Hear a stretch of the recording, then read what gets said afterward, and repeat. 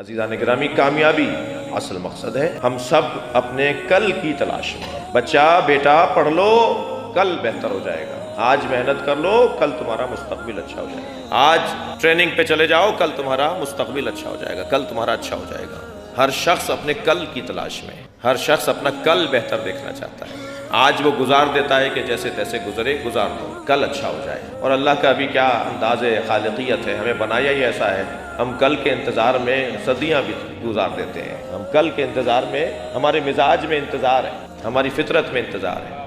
وہ جو قیامت میں رویت پروردگار کے قائل ہے نا کہ اللہ قیامت میں نظر آئے گا، مجھے ان سے تھوڑی سی ہمدردی ہے۔ اور ہمدردی یہ ہے کہ کم سے کم یہ تو پکار کے بتاتے ہیں نا کہ ہمارے مزاج میں انتظار ہے۔ وہ اور بات ہے، کچھ ناممکن کے منتظر ہیں، کچھ ممکن کے منتظر ہیں۔ تو انتظار انسان کی فطرت کا حصہ ہے۔ ہر شخص اپنے کل کے انتظار میں۔ اس وقت آپ مجلس میں بیٹھے ہیں، اسی وجہ سے تو بیٹھے ہیں کہ کل ہمارا اچھا ہو جائے، مولا ہمیں پہچان لیں، کل ہمارا معاملہ اچھا گزرے۔ ہر شخص کل کی تلاش میں ہے۔ بس یہ کل کی تلاش ہے کہ جو انسان کو جینے کا جذبہ دیتی ہے۔